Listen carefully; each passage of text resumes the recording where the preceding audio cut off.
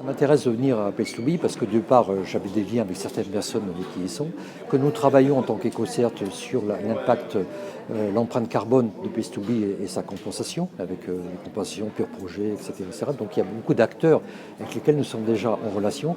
Et bien évidemment, puisqu'on est en pleine négociation pour le climat, il nous semble que l'évolution de l'écosystème au sens large, c'est-à-dire écologique, économique et sociale, dépendra des décisions qui seront prises et de la vitesse à laquelle on mettra en œuvre ces décisions.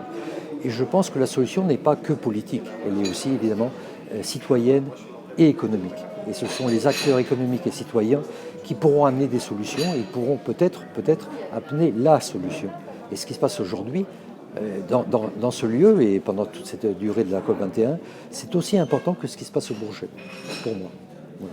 Et peut-être que même la solution viendra de là, les solutions viendront de là, parce qu'elles sont en relation avec le terrain, avec l'énergie citoyenne et économique, et pas seulement politique.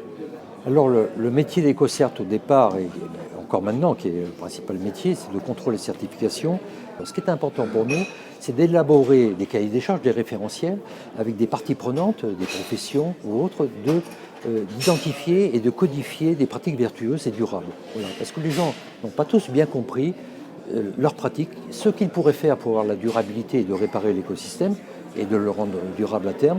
Et donc, il faut bien travailler avec eux, qu'ils comprennent ce qu'ils pourraient faire de bien et de vertueux, qu'ils se l'incorporent, qu'ils le mettent en place et qu'après, on vérifie éventuellement s'ils l'ont respecté ou pas et de les récompenser ou de montrer au monde qu'ils l'ont fait et qu'ils l'ont respecté.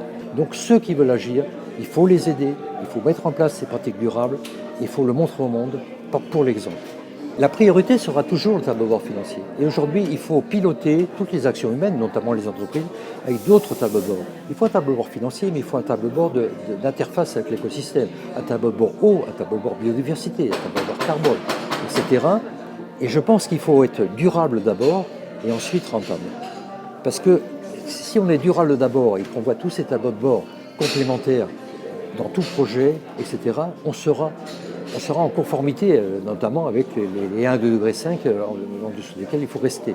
Et après, on fera une économie qui, de fait, sera durable, et pas l'inverse. Donc moi, je suis pour le vert business, et pas pour le business vert.